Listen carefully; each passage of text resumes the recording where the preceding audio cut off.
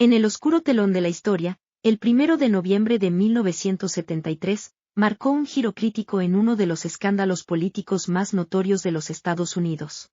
Ese día, Leon Jaworski asumió el papel de fiscal especial en el caso Watergate, desencadenando una serie de eventos que cambiarían para siempre el curso de la política y la justicia en el país. Adentrémonos en este capítulo histórico. El escándalo Watergate se erige como un trascendental acontecimiento político que aconteció en los Estados Unidos a comienzos de la década de 1970. Su origen se encuentra en el robo de documentos en las instalaciones del complejo Watergate en Washington, D.C., lugar que albergaba la sede del Comité Nacional del Partido Demócrata de los Estados Unidos, y en los posteriores esfuerzos de la administración Nixon por ocultar a los responsables de esta intrusión. Cuando la trama salió a la luz, el Congreso de los Estados Unidos emprendió una exhaustiva investigación. Sin embargo, la resistencia del gobierno de Richard Nixon a colaborar en este proceso condujo a una grave crisis institucional. A partir de ese momento, el término Watergate abarcó una amplia gama de actividades ilegales, en las que se vieron involucradas destacadas personalidades del gobierno estadounidense. Estas actividades ilícitas abarcaron desde el hostigamiento a opositores políticos, hasta la persecución de individuos y funcionarios considerados sospechosos. Nixon y sus más cercanos colaboradores dieron órdenes para acosar a grupos de activistas y figuras políticas, empleando para ello organismos policiales y servicios de inteligencia, como el FBI, la CIA, y el IRS. El escándalo reveló numerosos abusos de poder por parte del gobierno de Nixon, lo que culminó con su dimisión como presidente de los Estados Unidos en agosto de 1974. Este escandaloso episodio afectó a un total de 69 personas, de las cuales 48 fueron declaradas culpables y encarceladas. No debe pasarse por alto que muchas de estas personas habían ocupado cargos de alta relevancia en la administración de Nixon. Los hechos comenzaron con la detención de 5 individuos por el allanamiento en las instalaciones del complejo Watergate del Partido Demócrata el 17 de junio de 1972. El FBI estableció una conexión entre estos individuos y el uso de fondos no declarados por parte del Comité para la Reelección del Presidente, la entidad oficial de la campaña electoral de Richard Nixon y el Partido Republicano. En julio de 1973, gracias a los testimonios de exfuncionarios y miembros del personal de Nixon, las investigaciones realizadas por el Comité Watergate del Senado de los Estados Unidos revelaron la existencia de un sistema de grabación de conversaciones en las oficinas del presidente. Se descubrió que numerosas conversaciones habían sido registradas en cintas de audio. Tras una serie de disputas legales, la Corte Suprema de los Estados Unidos emitió un veredicto unánime que ordenaba al presidente entregar las cintas a los investigadores gubernamentales. Las grabaciones comprometieron directamente a Nixon en el caso, al revelar que había intentado encubrir el robo mediante prácticas cuestionables. Ante la inminente posibilidad de un proceso de destitución por parte del Congreso de los Estados Unidos, Nixon renunció a la presidencia el 9 de agosto de 1974. Su sucesor, el también republicano Gerald Ford, otorgó el perdón al expresidente el 8 de septiembre de 1974. Desde entonces, el nombre Watergate se ha convertido en sinónimo de escándalos políticos en Estados Unidos y en otras naciones, tanto de habla inglesa como de habla no inglesa. En enero de 1972, Gordon Liddy, asesor de finanzas del Comité de Reelección del Presidente y ex ayudante de John Ehrlichman, presentó un plan de inteligencia de campaña al jefe interino del CRP, Jeb Magruder, al procurador general John Mitchell y al asesor presidencial John Dean. Este plan incluía una serie de actividades ilegales dirigidas contra el Partido Demócrata. Según Dean, este episodio marcó el inicio del peor escándalo político del siglo XX y el comienzo del fin de la presidencia de Nixon. Mitchell consideró el plan poco realista. 2 meses después, se alegó que había aprobado una versión reducida del plan, que consistía en el allanamiento de la sede del Comité Nacional Demócrata en el complejo Watergate de Washington, D.C. La justificación teórica era la de fotografiar documentos de campaña e instalar dispositivos de escucha en los teléfonos. Liddy fue designado para liderar esta operación, aunque desde entonces ha afirmado que fue engañado por Dean y al menos 2 de sus subordinados. Entre ellos se encontraban los exoficiales de la CIA, Howard Hunt y James M. Secord, quien en ese momento era el coordinador de seguridad del CRP. En mayo, M. Secord asignó al exagente del FBI Alfred Baldwin III, para llevar a cabo el espionaje telefónico y supervisar las conversaciones telefónicas futuras. McCord testificó que eligió a Baldwin a partir de un registro publicado por la Sociedad de Ex Agentes Especiales del FBI para trabajar en el CRP. Baldwin primero sirvió como guardaespaldas de Martha Mitchell, la esposa de John Mitchell, quien vivía en Washington. Baldwin acompañó a Martha Mitchell a Chicago. A Martha no le agradó Baldwin y lo describió como el personaje más torpe que había conocido. El comité reemplazó a Baldwin por otro hombre de seguridad. El 11 de mayo, McCord decidió que Baldwin permaneciera en el motel Howard Johnson, situado al otro lado de la calle del complejo Watergate. La habitación 419 fue reservada a nombre de la compañía de McCord. Siguiendo las directrices de Gordon Liddy y Howard Hunt, McCord y su equipo de intrusos se prepararon para llevar a cabo su primer allanamiento en Watergate, que se inició el 28 de mayo. Este suceso generó un impacto significativo, al convertirse en una noticia de gran relevancia que resaltó la influencia de los medios de comunicación. Tal influencia, a su vez, condujo a la investigación y el estudio de géneros periodísticos en diversas instituciones educativas. Se mencionó que se manipularon 2 teléfonos dentro de las oficinas de la sede del Comité Nacional Demócrata. Uno de estos teléfonos pertenecía a Robert Spencer Oliver, quien en ese momento desempeñaba el cargo de director ejecutivo de la Asociación de Presidentes Demócratas del Estado, mientras que el otro correspondía al teléfono del presidente del comité Larry O'Brien. El FBI no encontró pruebas que indicaran que el teléfono de O'Brien hubiera sido manipulado. No obstante, se determinó que se había instalado un dispositivo de espionaje en el teléfono de Oliver. A pesar de que lograron con éxito instalar los dispositivos de espionaje, los agentes del comité pronto sospecharon que los teléfonos presentaban problemas de funcionamiento y requerían reparación. Esto dio lugar a la planificación de un segundo allanamiento para abordar esta cuestión. Poco después de la medianoche del 17 de junio de 1972, Frank Wills, un guardia de seguridad del complejo Watergate, notó que una cinta cubría las cerraduras de algunas puertas que conectaban el garaje subterráneo con diversas oficinas del complejo. Al retirar la cinta, inicialmente no se le dio mucha importancia al incidente. Sin embargo, cuando regresó una hora después y descubrió que alguien había vuelto a colocar cinta en las cerraduras, Wills decidió llamar a la policía. Como resultado de esta llamada, 5 hombres fueron arrestados en la oficina del Comité Demócrata. Los individuos detenidos fueron Virgilio González, Bernard Barker, James McCord, Eugenio Martínez y Frank Sturgis, quienes enfrentaron acusaciones de intento de robo, así como intento de interceptación de comunicaciones telefónicas y otros cargos. El 15 de septiembre, un gran jurado los acusó, junto con Hunt y Liddy, de conspiración, robo y violación de las leyes federales de escuchas telefónicas. Los 5 ladrones que ingresaron a la oficina fueron llevados a juicio, con el juez John Sirique a cargo del proceso, y fueron condenados el 30 de enero de 1973. En la mañana del 18 de junio de 1972, Liddy llamó a Jeb Magruder en Los Ángeles y le informó que los 4 hombres arrestados con McCord eran combatientes de la libertad cubana reclutados por Howard Hunt. En un principio, la administración de Nixon y la Casa Blanca se apresuraron a encubrir el crimen, y cualquier evidencia que pudiera perjudicar al presidente y su candidatura para la reelección. Tan solo unas horas después de la detención de los ladrones, el FBI identificó los nombres de Howard Hunt en los cuadernos de direcciones de Barker y Martínez.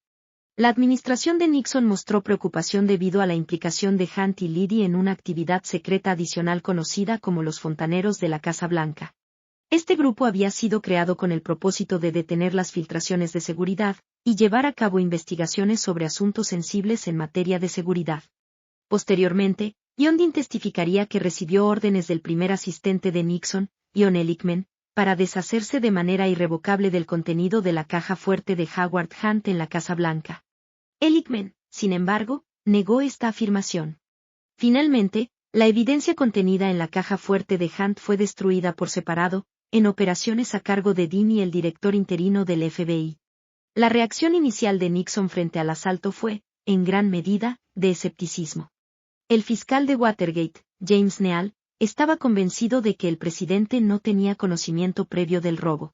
Como prueba de esto, señaló una conversación grabada el 23 de junio entre el presidente y su jefe de gabinete, Haldeman, en la que Nixon preguntó, ¿quién fue el responsable de esto? No obstante, posteriormente, Nixon instruyó a Haldeman para que la CIA obstruyera la investigación del FBI sobre la procedencia de los fondos para el robo. Pocos días después, el secretario de prensa de Nixon, Ron Ziegler, calificó el suceso como un intento de robo de tercera categoría. El 29 de agosto, en una conferencia de prensa, el presidente Nixon afirmó que Dean había llevado a cabo una exhaustiva investigación del asunto, a pesar de que, en realidad, Dean no lo había hecho. Nixon declaró además: puedo afirmar categóricamente que nadie en el personal de la Casa Blanca, nadie en esta administración que esté actualmente empleado, estuvo involucrado en este extraño incidente. El 15 de septiembre, Nixon elogió a Dean, comentando: la forma en que lo has manejado, en mi opinión, ha sido muy hábil, porque has estado tapando las filtraciones cada vez que surgían aquí y allá. El 19 de junio de 1972, los medios de comunicación informaron que uno de los ladrones del Watergate era asistente de seguridad del Partido Republicano. El exfiscal general John Mitchell, quien en ese momento presidía el CRP, negó cualquier implicación en el allanamiento del Watergate o conocimiento de los 5 involucrados. El 1 de agosto, se descubrió un cheque de $25,000 destinado a la campaña de reelección de Nixon en la cuenta bancaria de uno de los allanadores de Watergate. Una investigación más profunda llevada a cabo por el FBI revelaría que el equipo contaba con miles de dólares adicionales, para respaldar sus viajes y gastos en los meses previos a su detención. El análisis de sus fondos descubrió un vínculo con el Comité de Finanzas del Comité de Reelección del presidente. Varias donaciones, que sumaban un total de $86,000, habían sido realizadas por personas que se creía estaban contribuyendo de manera privada a la reelección de Nixon. El examen de los registros bancarios de una empresa en Miami dirigida por Bernard Barker, reveló que una cuenta bajo su control personal había recibido un cheque y luego lo había transferido a través del sistema de compensación de cheques de la Reserva Federal. Los bancos emisores de los cheques estaban interesados en garantizar que la institución receptora utilizada por Barker hubiera actuado de manera adecuada para asegurarse de que los cheques hubieran sido recibidos y aprobados por el beneficiario, antes de su aceptación para su depósito en la cuenta de Barker. Solo de esta forma los bancos emisores no serían responsables de la liberación no autorizada e indebida de fondos de las cuentas de sus clientes. Una investigación llevada a cabo por el FBI, que exoneró al banco de la acusación de falsificación fiduciaria en el caso de Barker, implicó a los miembros del comité de reelección del presidente a quienes se les habían entregado los cheques. Estas personas eran el contador y tesorero del comité, Hugh Sloan. Como entidad privada, el comité siguió prácticas comerciales habituales al requerir que únicamente individuos debidamente autorizados aceptaran y aprobaran cheques en nombre del comité. Ninguna entidad financiera podía aceptar o procesar un cheque a nombre del comité a menos que un individuo debidamente autorizado lo respaldara. Los cheques depositados en la cuenta bancaria de Barker contaban con el aval del tesorero del comité, Hugh Sloan, quien había sido autorizado por el Comité de Finanzas. Sin embargo, una vez que Sloan endosaba un cheque destinado al comité, asumía la responsabilidad legal y fiduciaria de garantizar que el cheque fuera depositado únicamente en las cuentas designadas en el mismo. Sloan no cumplió con esta responsabilidad. Cuando enfrentó la posibilidad de enfrentar cargos por fraude bancario federal, reveló que el subdirector del comité, Jeb Magruder, y el director financiero, Maurice Stans, le habían ordenado entregar el dinero a Gordon Liddy. Liddy, a su vez, entregó el dinero a Barker e intentó ocultar su origen. Barker trató de disfrazar los fondos al depositarlos en cuentas bancarias fuera de los Estados Unidos. Lo que Barker, Liddy y Sloan desconocían, era que se llevaba un registro completo de todas estas transacciones desde hace aproximadamente 6 meses. El uso de bancos extranjeros por parte de Barker en abril y mayo de 1972, para depositar cheques y retirar fondos mediante cheques de caja y giros, resultó en que los bancos mantuvieran un registro detallado de la transacción hasta octubre y noviembre de 1972. Los 5 implicados en el allanamiento de Watergate estaban directa o indirectamente vinculados al comité de reelección del presidente, lo que llevó al juez Sirique a sospechar de una conspiración en la que participaban altos funcionarios gubernamentales. El 29 de septiembre de 1972, la prensa informó que John Mitchell, mientras se desempeñaba como fiscal general, controlaba un fondo republicano secreto utilizado para financiar operaciones de inteligencia contra los demócratas. El 10 de octubre, el FBI informó que el allanamiento de Watergate formaba parte de una campaña masiva de espionaje político y sabotaje en nombre del Comité de Reelección de Nixon. A pesar de estas revelaciones, la campaña de Nixon nunca estuvo seriamente amenazada. El 7 de noviembre, el presidente fue reelegido en una de las victorias más abrumadoras en la historia política estadounidense. La relación entre el robo y el comité de reelección adquirió gran relevancia gracias a la cobertura mediática, en particular a las investigaciones realizadas por The Washington Post, Time, y The New York Times. Esta cobertura aumentó significativamente la exposición mediática y sus consecuencias políticas. Los periodistas Bob Woodward y Carl Bernstein desenterraron información que insinuaba una profunda implicación de los niveles más altos del Departamento de Justicia, el FBI, la CIA, y la Casa Blanca en el conocimiento de la intrusión y los intentos de encubrirla. Entrevistaron a Judy Houbeck Miller, la contadora de Nixon, quien proporcionó detalles sobre la mala gestión de fondos y registros que estaban siendo destruidos. La figura principal entre las fuentes anónimas del Post era un individuo a quien Woodward y Bernstein apodaron Garganta Profunda. 33 años después, en 2005, esta fuente fue identificada como William Mark Felt, subdirector del FBI durante ese periodo de la década de 1970, una revelación posteriormente confirmada por Woodward. Felt se reunió secretamente con Woodward en varias ocasiones, compartiendo la información sobre la implicación de Howard Hunt en Watergate, y advirtiéndole sobre los riesgos extremadamente elevados que el personal de la Casa Blanca percibía. Felt informó a Woodward que el FBI deseaba conocer la fuente de información de él y otros periodistas, ya que estaban descubriendo una red de crímenes más amplia de la que el FBI había dado cuenta inicialmente. Todas estas reuniones secretas entre Woodward y Felt se llevaron a cabo en un garaje subterráneo en algún lugar de Raslin, entre junio de 1972 y enero de 1973.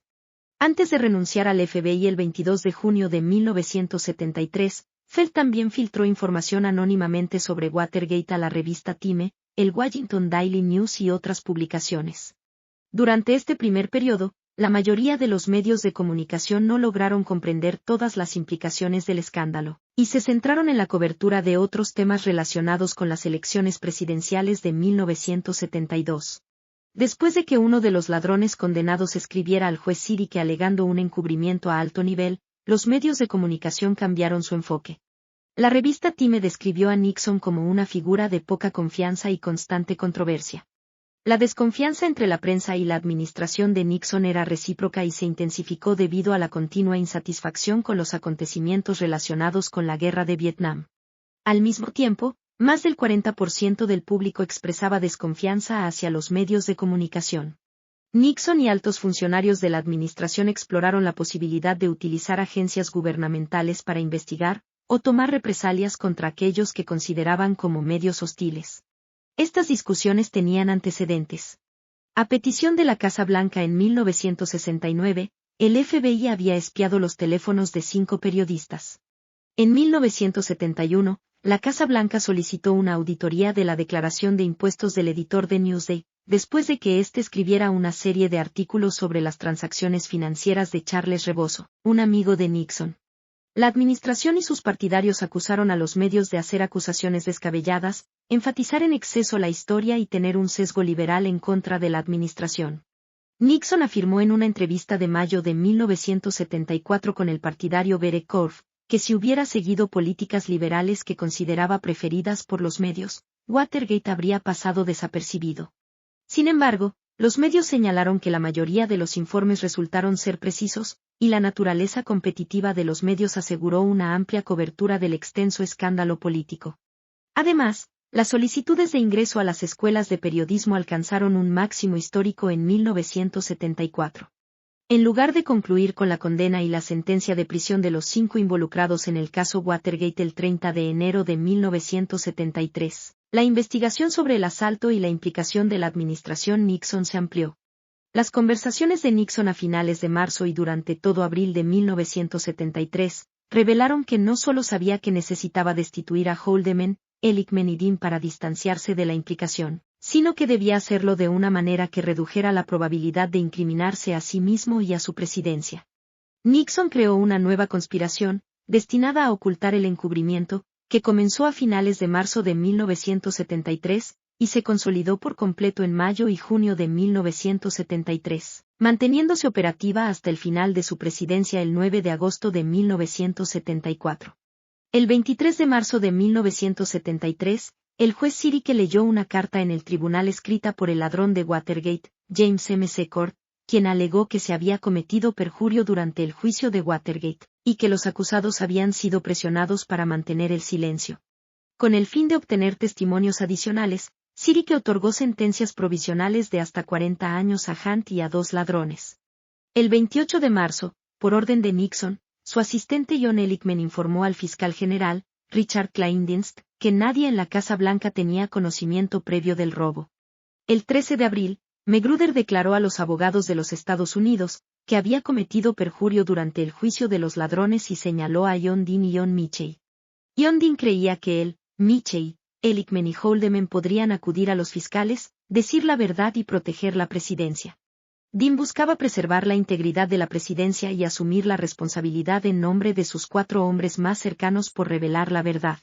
Durante la reunión crítica con Nixon el 15 de abril de 1973, Dean no tenía conocimiento de la profunda implicación del presidente ni de su participación en el encubrimiento de Watergate. Fue en esta reunión que Dean tuvo la impresión de estar siendo grabado, pues notó que Nixon hablaba de manera peculiar, como si intentara evocar recuerdos de conversaciones previas sobre la recaudación de fondos. Dean expresó esta sospecha cuando testificó ante el Comité del Senado sobre Watergate, lo que desencadenó la revelación de las grabaciones que descubrirían la trama de la conspiración. 2 días después, Dean informó a Nixon que había estado colaborando con los fiscales estadounidenses. Ese mismo día, los fiscales informaron a Nixon que Haldeman, Ehrlichman, Dean y otros funcionarios de la Casa Blanca estaban involucrados en el encubrimiento.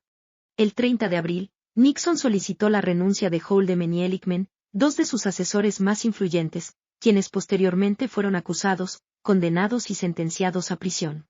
También pidió la renuncia del fiscal general Kleindienst para evitar que se interpretara su amistad con Haldeman y Ehrlichman como un conflicto de intereses.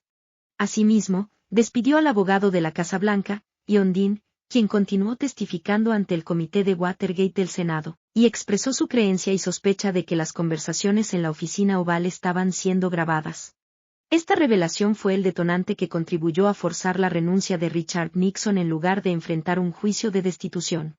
Ehrlichman, quien escribió desde prisión para las revistas New West y New York en 1977, afirmó que Nixon le había ofrecido una gran suma de dinero. Nixon negó todas las acusaciones. El presidente comunicó las renuncias en un discurso dirigido a la ciudadanía. En una de las decisiones más difíciles de mi presidencia, acepté la renuncia de 2 de mis colaboradores más cercanos en la Casa Blanca, Bob Haldeman y John Ehrlichman, 2 de los mejores servidores públicos que ha sido mi privilegio saber. Puesto que el fiscal general Kleindienst, a pesar de ser un servidor público distinguido, mi amigo personal durante 20 años, sin ninguna participación personal en este asunto ha sido un estrecho colaborador personal y profesional de algunos de los que están involucrados en este caso, que también era necesario nombrar un nuevo fiscal. El abogado del presidente, John Dean, también ha dimitido. El 7 de febrero de 1973, el Senado de los Estados Unidos votó de manera unánime, con un resultado de 77-0, a favor de la aprobación de una resolución del Senado que estableció un comité selecto encargado de investigar el escándalo del Watergate. Al día siguiente, Sam Ervin fue designado como presidente de dicho comité. Las audiencias llevadas a cabo por este comité, en las cuales participaron testigos como John Dean y otros exfuncionarios de la administración, se transmitieron en vivo desde el 17 de mayo hasta el 7 de agosto de 1973. En ese periodo, las 3 principales cadenas de televisión acordaron rotar la cobertura de las audiencias en vivo cada tercer día, comenzando con ABC el 17 de mayo, y culminando con NBC el 7 de agosto. Se estima que aproximadamente el 85% de los hogares estadounidenses con televisores sintonizaron al menos una parte de estas trascendentales audiencias. El viernes 13 de julio de 1973, durante una entrevista preliminar, el abogado de la minoría, Donald Sanders, formuló una pregunta crucial al asistente de la Casa Blanca, Alexander Butterfield, si existía algún tipo de sistema de grabación en la Casa Blanca. Con cierta reticencia, Butterfield respondió afirmativamente, revelando que había un sistema de grabación recientemente instalado en la Casa Blanca, que automáticamente registraba todas las conversaciones en el despacho oval, la sala del gabinete y otras áreas, incluyendo la oficina privada de Nixon. El lunes 16 de julio de 1973, frente a una audiencia televisada en vivo, el consejero principal de la minoría, Fred Thompson, Le preguntó a Butterfield si tenía conocimiento de la instalación de algún dispositivo de escucha en el despacho oval del presidente. La revelación de Butterfield acerca del sistema de grabación marcó un punto de inflexión en la investigación del Watergate. El fiscal especial Archibald Cox ordenó de inmediato que se entregaran las cintas de grabación como evidencia, al igual que el Senado, pero el presidente Nixon se negó a liberarlas, alegando su privilegio ejecutivo, y ordenó a Cox que retirara su solicitud. Este último se mantuvo firme en su posición, negándose a dar marcha atrás. El 20 de octubre de 1973, tras la negativa de Cox a retirar la citación, el presidente Nixon emitió instrucciones al entonces fiscal general Elliot Richardson, y posteriormente a su delegado, William Ruckelshaus, para destituir al fiscal especial. En un acto de firmeza, tanto Richardson como Ruckelshaus se negaron a cumplir esta orden y presentaron sus renuncias en señal de protesta. La búsqueda de un funcionario dispuesto del Departamento de Justicia para llevar a cabo el despido de Cox, concluyó con la designación del Procurador General Robert Bork. A pesar de que Bork alega creer que la orden de Nixon era válida y apropiada, consideró la posibilidad de renunciar para evitar ser percibido como alguien que obedeció órdenes del presidente simplemente para mantener su empleo. No obstante, Bork finalmente ejecutó la orden presidencial y destituyó al fiscal especial. Estas acciones suscitaron críticas considerables por parte del público. En respuesta a las acusaciones de posibles irregularidades, el 17 de noviembre de 1973, Nixon afirmó enfáticamente frente a 400 editores: "No soy un ladrón". Necesitaba permitir que Bork designara a un nuevo fiscal especial, y en consecuencia, Bork seleccionó a Leon Jaworski para continuar con la investigación. El 1 de marzo de 1974, un gran jurado en Washington, D.C., presentó cargos contra varios ex colaboradores del presidente Nixon, conocidos como los 7 de Watergate. Entre los acusados se encontraban Haldeman, Ehrlichman, Michel, Charles Colson, Gordon Strachan, Robert Mardien y Kenneth Parkinson, quienes enfrentaban cargos de conspiración para obstruir la investigación del caso Watergate. De manera confidencial, el gran jurado también identificó al presidente Nixon como un conspirador no acusado. El fiscal especial desaconsejó presentar cargos directos contra Nixon, argumentando que la Constitución establece que un presidente solo puede ser enjuiciado después de dejar el cargo. Por otra parte, John Dean, Jeb Stuart Magruder y otros individuos ya habían confesado su culpabilidad en este contexto. El 5 de abril de 1974, Dwight Chapin, ex secretario de nombramientos de Nixon, fue condenado por faltar a la verdad ante el gran jurado. Tan solo 2 días después, el mismo gran jurado acusó a Ed Raneke, quien ejercía el cargo de gobernador de California, de 3 cargos de perjurio ante el Comité del Senado.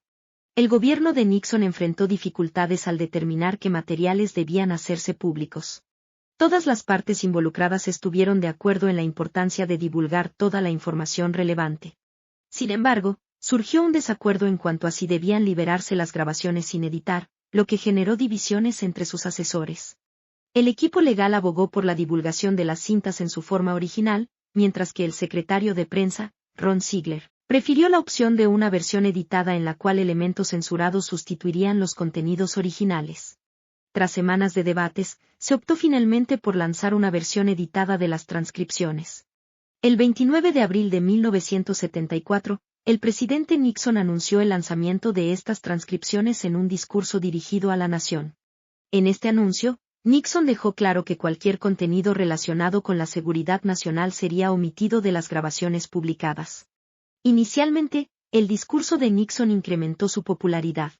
Sin embargo, a medida que la población fue leyendo las transcripciones durante las siguientes 2 semanas, antiguos partidarios en el público, los medios de comunicación y la comunidad política comenzaron a exigir su dimisión o destitución.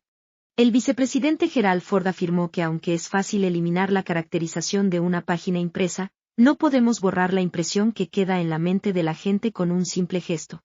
El líder republicano en el Senado, Hugh Scott, describió las transcripciones como una actuación deplorable, desagradable, despreciable e inmoral por parte del presidente y sus ex colaboradores. El líder republicano en la Cámara de Representantes, John Jacob Rhodes, estuvo de acuerdo con Scott y recomendó que, en caso de que la imagen de Nixon continuara deteriorándose, debería considerar la renuncia como una opción viable. Incluso el Chicago Tribune, un periódico que había respaldado a Nixon, expresó que no tiene sentido del humor hasta el punto de ser inhumano, su lenguaje es tortuoso, vacilante, profano y está dispuesto a dejarse llevar. Muestra brechas preocupantes en su conocimiento y despierta sospechas en cuanto a su personalidad, con una lealtad mínima. El Providence Journal, por su parte, señaló que leer las transcripciones es una experiencia nauseabunda, uno termina sintiéndose impuro. Continuaron diciendo que, aunque las transcripciones no revelaron delitos acusatorios, mostraron a Nixon con desprecio hacia Estados Unidos, sus instituciones y su pueblo. Según la revista Time, los líderes del Partido Republicano en el oeste de Estados Unidos sentían que, aunque había un número significativo de partidarios leales a Nixon en el partido, la mayoría creía que Nixon debía renunciar cuanto antes. Se sentían perturbados por el lenguaje vulgar y el tono vengativo y despreciativo de las conversaciones en las transcripciones. La cuestión del acceso a las grabaciones llegó a la Corte Suprema de los Estados Unidos.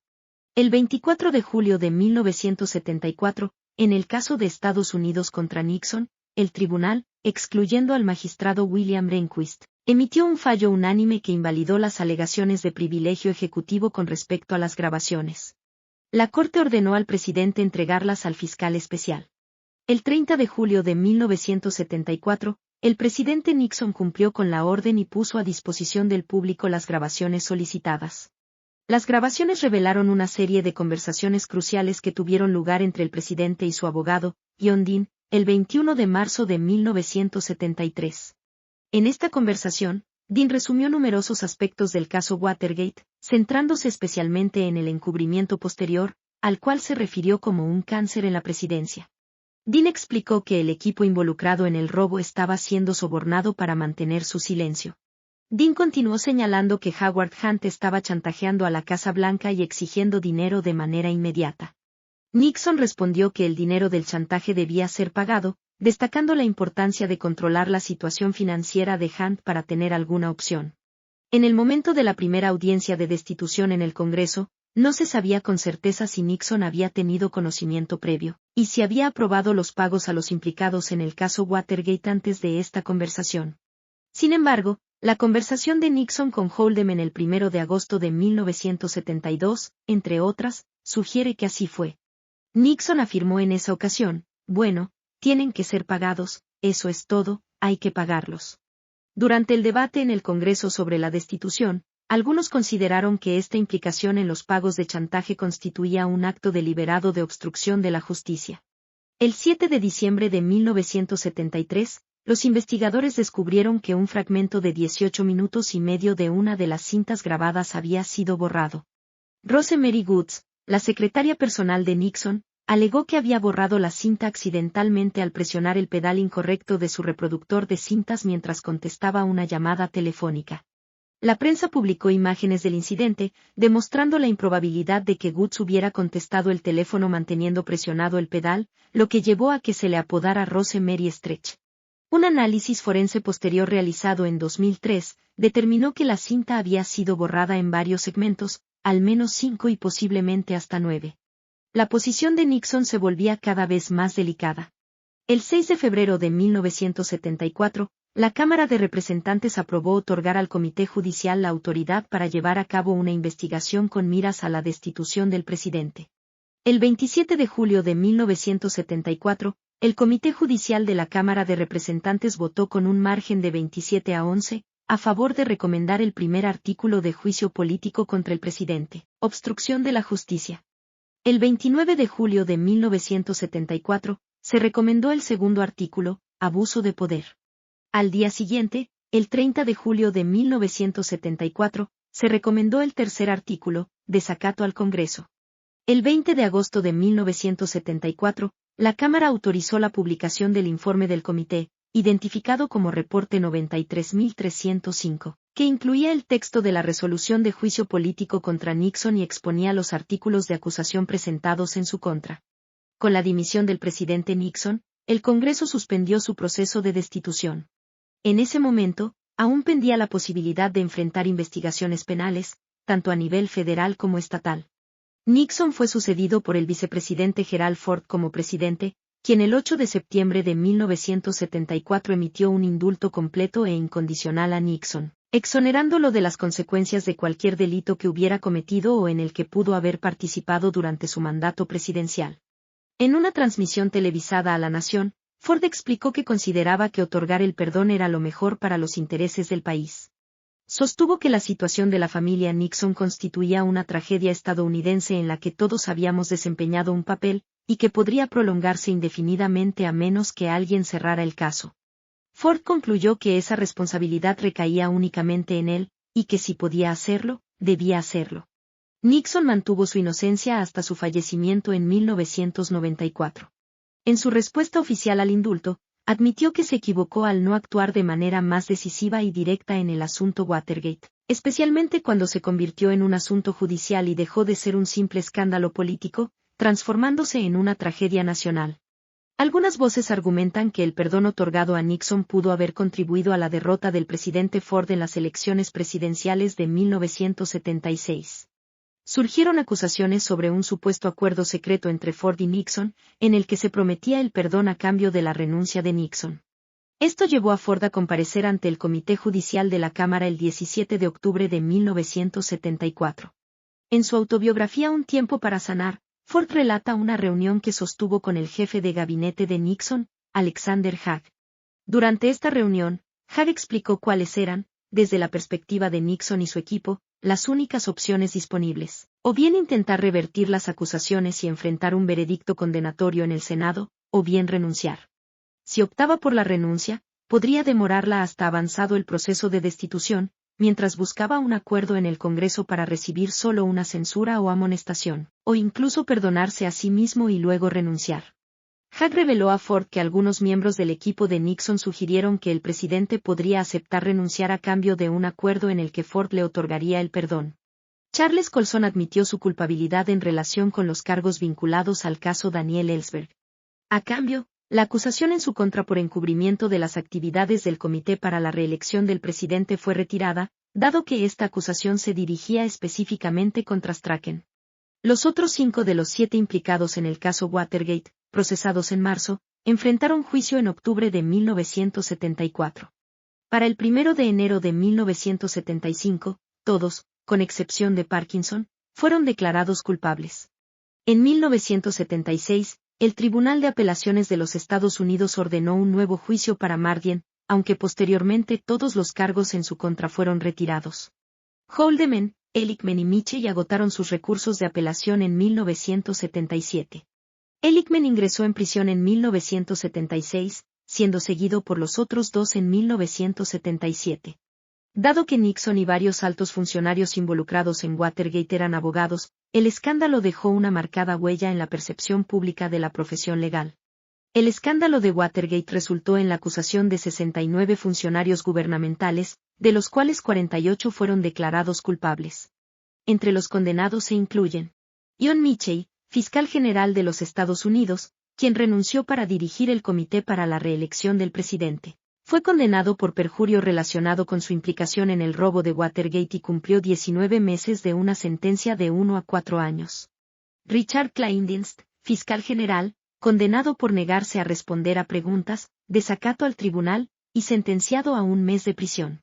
Jeb Stuart Magruder, subdirector del Comité de Reelección del presidente, se declaró culpable de conspiración en el robo y fue condenado a 10 meses a 4 años de prisión, de los cuales cumplió 7 meses antes de ser liberado. Frederick Larue, asesor de John Mitchell, condenado por obstrucción a la justicia y cumplió 4 meses y medio. Haldeman, jefe de gabinete de Nixon, condenado por conspiración en el robo, obstrucción de la justicia y perjurio, cumplió 18 meses en prisión.